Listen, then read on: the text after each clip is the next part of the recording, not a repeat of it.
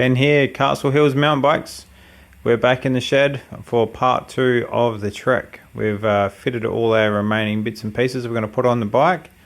So I think she has come up really well. We've got a new seat on there. Trying to colour match as much as possible. Very comfy seat, fairly lightweight. I think it complements the bike nicely. We've also got on there some new crank bolts. Once again, try and colour match. I do like to colour match my bikes, make them stand out a little bit more. I've got a new head stem cover up on there.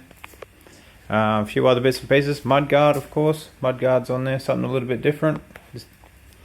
So yeah, I believe I'm going to put it up for sale over the weekend. Honestly, this bike has been one of the best bikes that I've ridden and enjoyed working on. I'll be very sad to see it go, but unfortunately it's time for a new project. She has been a really honestly amazing bike to ride. When I bought it I was a bit unsure, being an enduro downhill bike. The reviews were it climbs well but not as good as etc.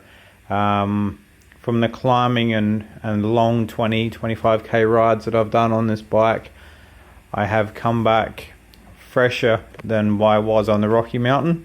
I found it, once you lowered that front suspension and stiffened up the rear a little bit, it just sat at 23-24 k's an hour without a great deal of effort putting in. And up and down hills, obviously down hills it absolutely loves, but up hills it wasn't a big lot of effort to put into it. I was riding with someone that was riding a hybrid and they ended up following me, so on the gravel uphills, so can't thank the bike enough.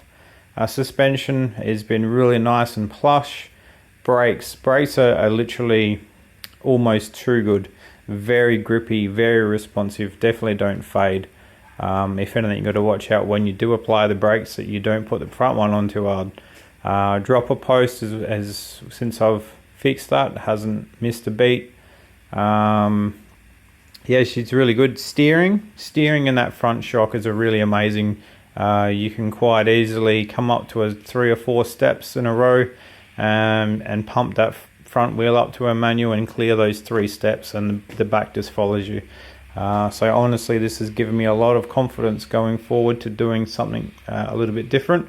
As I said, I'm looking at a Trek Remedy 9.8, so it's probably sister to this bike, similar year, similar shock.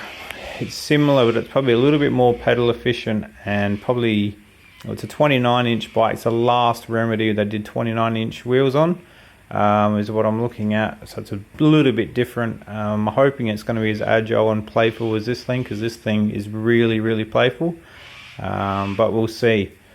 So yeah, this bike has been good. Sad to see it go. Thanks for your time and watching this bike come together. On the next one, I promise we will do a little bit more in depth and a little bit more hands-on. Thank you guys.